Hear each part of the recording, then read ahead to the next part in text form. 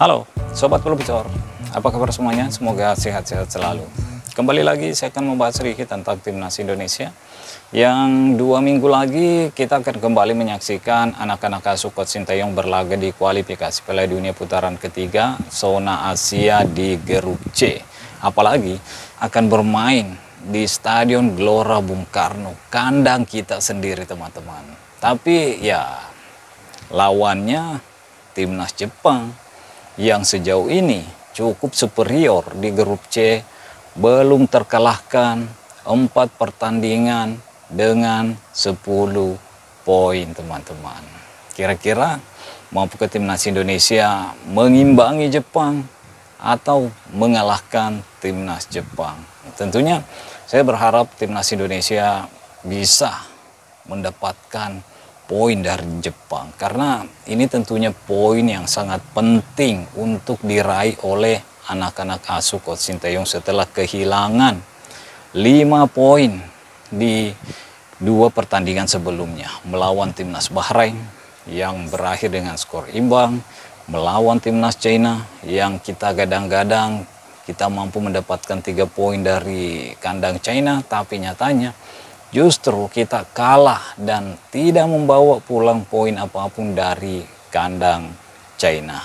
Kita hanya mampu membawa pulang 1 poin yang kita jalani di bulan Oktober.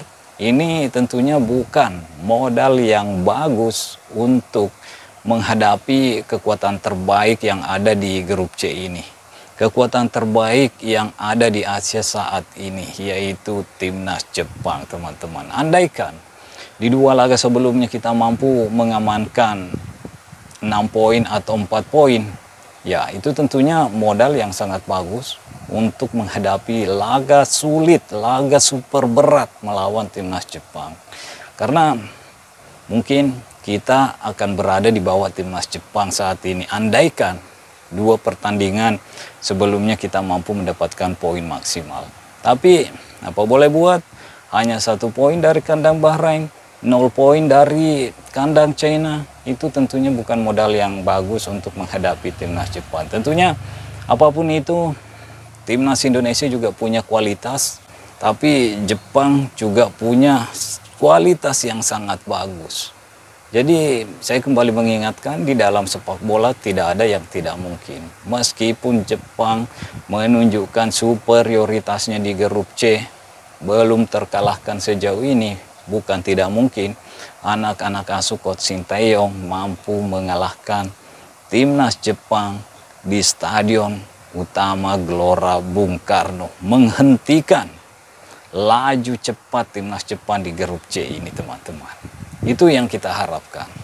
Tapi tentunya pemain-pemain Timnas Indonesia harus bekerja keras, karena kita tahu sendiri pemain-pemain yang ada di dalam Timnas Jepang bukan pemain yang ecek-ecek teman-teman, seperti Minamino, ada Ueda, ada Kaoru Mitoma, ada Endo yang bermain di Liverpool, Mitoma bermain di Brighton, Minamino bermain di di Monaco, dan siapa lagi, banyak pemain-pemain Timnas Jepang yang bermain di klub-klub bagus di Eropa. Bukan hanya sebagai cadangan, tapi sebagai pemain inti di klubnya teman-teman. Tapi kalau kita mau compare dengan pemain-pemain Timnas Indonesia, kita juga punya pemain-pemain yang cukup bagus, yang bisa bersaing dengan pemain-pemain Timnas Jepang. Jadi itu mengapa saya beranggapan bahwa kita juga punya kualitas yang bisa merepotkan Timnas Jepang, yang bisa membuat Timnas Jepang kesulitan di Stadion GBK nanti. Apalagi tentunya GBK akan dipadati oleh supporter Timnas Indonesia. Saya yakin pemain-pemain yang datang bermain ke Stadion Gelora Bung Karno melawan Timnas Indonesia tentunya akan merasakan sesuatu yang membuat mereka tidak akan nyaman bermain di hadapan supporter Timnas Indonesia. Kita lihatlah Argentina aja yang datang ke Indonesia di Stadion Utama Gelora Bung Karno melawan timnas Indonesia. Tidak begitu banyak di tribun yang memakai kaos timnas Argentina. Kebanyakan serba merah di dalam stadion. Ini Argentina loh, apalagi melawan timnas Jepang nanti. Meskipun ada kabar bahwa akan ada supporter timnas Jepang sebanyak 3.000 orang yang akan datang mendukung timnasnya di Stadion Gelora Bung Karno. Tapi menurut saya ya itu cukup bagus juga. Karena Australia juga melakukan hal yang sama kemarin di Stadion Utama Gelora Bung Karno, dan supporternya juga pain-pain aja, tidak ada masalah. Apalagi kalau kita melihat protes yang dilakukan oleh timnas Bahrain yang takut ke Indonesia bermain, ya lihatlah, Jepang berani ke Indonesia, Australia datang ke Indonesia, ya tidak terjadi apa-apa. Tidak pernah ada kejadian-kejadian yang mengganggu pemain-pemain di dalam lapangan, teman-teman.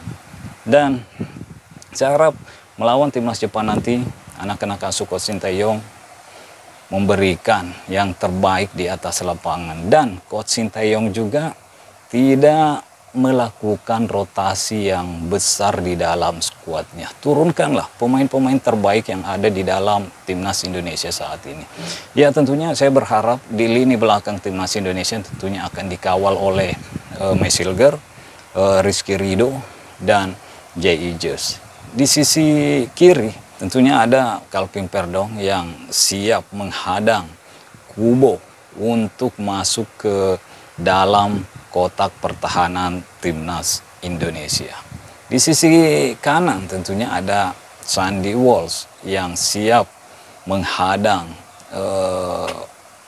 Mitoma di situ.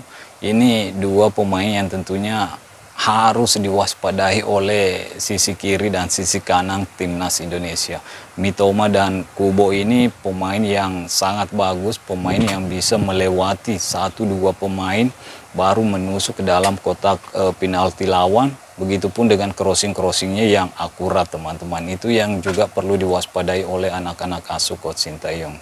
Dan di lini tengah tentunya saya mengharapkan di situ ada Tom Haye dan Nathan Chow Aon, karena kita tahu sendiri Ipar Jenner tidak bisa bermain di pertandingan ini karena terkena akumulasi kartu.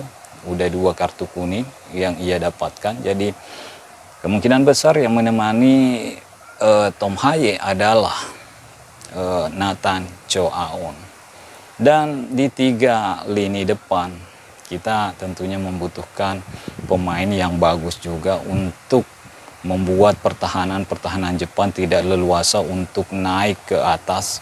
Karena kalau pemain-pemain depan kita tidak mampu merepotkan pertahanan timnas Jepang, tentunya kedua sisi kiri dan sisi kanan dari back timnas Jepang akan berani untuk naik ke atas. Jadi di lini depan tentunya kita mengharapkan Ratnato Ratmangun tampil bagus di situ. Dan di sisi lain kalau bukan Malik Rizaldi, saya mengharapkan Eleanor Renders yang bermain di situ, teman-teman, untuk memperkuat lini depan kita. Dan tentunya untuk penyerang, ya masih Rafael Sturridge yang akan menjadi kepercayaan Coach Sinteyong. Jadi kita doakan pemain-pemain kita yang bermain bersama klubnya saat ini tetap dalam kondisi prima menjelang kualifikasi Piala Dunia putaran ketiga zona Asia, teman-teman. Dan saya harap pemain-pemain yang diturunkan oleh Coach Sinteyong nanti adalah pemain-pemain terbaik, bukan lagi menurunkan pemain-pemain yang bisa dikatakan dicoba-coba untuk mendapatkan menit bermain. Setiap pertandingan yang ada di grup C ini untuk timnas Indonesia adalah partai final. Jadi tidak ada lagi waktu untuk mencoba-coba pemain untuk mengotak-atik formasi yang memang sudah menjadi pakem dari timnas Indonesia. Dan tentunya saya berharap yang terbaik ketika menghadapi timnas Jepang. Oke, mungkin sampai di sini dulu. Stay healthy, no baper-baper. Bye-bye.